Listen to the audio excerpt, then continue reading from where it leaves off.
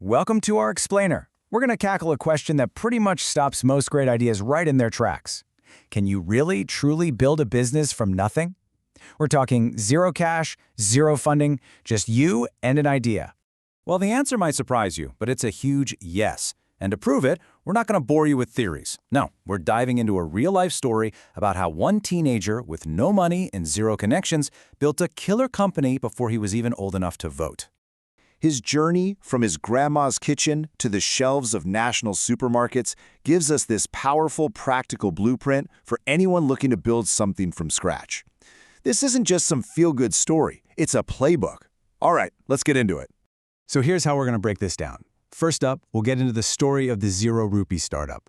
Then, we'll see how a teenager's jam became a national smash hit. From there, we'll pull out the key lessons into what we're calling the Founder's Framework. Then, and this is the really important part, we'll show you how to apply all of this to a modern digital business. And finally, we'll uncover the real secret to making it all work. You know, Fraser's journey as an entrepreneur actually started way before his famous jam company. And it all began with a super low-tech idea he got from a neighbor who happened to have some chickens. He started with a simple plan, get some free eggs. But, how do you hatch them with no incubator? He got creative. He literally used the heat coming off his family's old TV set. Pretty soon he had chickens, which meant he had eggs, and he started selling those to his neighbors. Now, this little business ended pretty abruptly thanks to a hungry fox, but it taught him something huge. You don't need money to test an idea. And maybe more importantly, it gave him a taste for being his own boss. Okay, so fast forward a few years. He's 15 and inspiration hits again. This time, it happened in probably the most comforting place you can imagine, his grandmother's kitchen. After learning his grand's recipe, he just started making batches and sharing them around with family and neighbors. The feedback? It was incredible. So good, in fact, that people started offering to pay him for it. And right there, that was his first critical proof of concept. That moment, a hobby shows you it can actually be a real business. Right. This is where the story gets really interesting. This is where the real challenge kicks in. Fraser pretty quickly slammed into the brick wall of the real business world when he pitched his jam to a major UK supermarket called Waitrose. They just rejected him, flat out. They said his brand name was bad, the packaging looked terrible, it was too expensive, and there was nothing special about it. Now, for most of us, that would be it. Game over. But instead of giving up, Fraser saw this rejection not as a failure, but as a to-do list. He literally had a roadmap from the experts on exactly what he needed to fix. I mean, just look at the difference here. His first attempt was kind of goofy, a super jam thing with superhero cartoons on the jar. He got rejected again. It took him another whole year of grinding, of learning from branding pros, and finding a cheaper factory before he finally nailed it.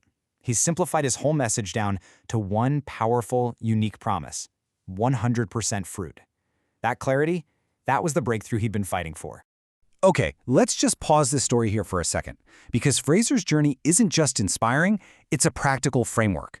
When you really boil it down, his whole success story rests on two core principles that absolutely anyone can use. First one is simple: take action. So many of us get stuck in what they call analysis paralysis. Fraser won because he was a doer. He didn't wait for some perfect plan. He hatched eggs on a TV, he made jam in his kitchen, and he pitched to supermarkets knowing he'd probably fail. He learned from his mistakes because he wasn't afraid to get out there and actually make them. And the second principle: validate your idea.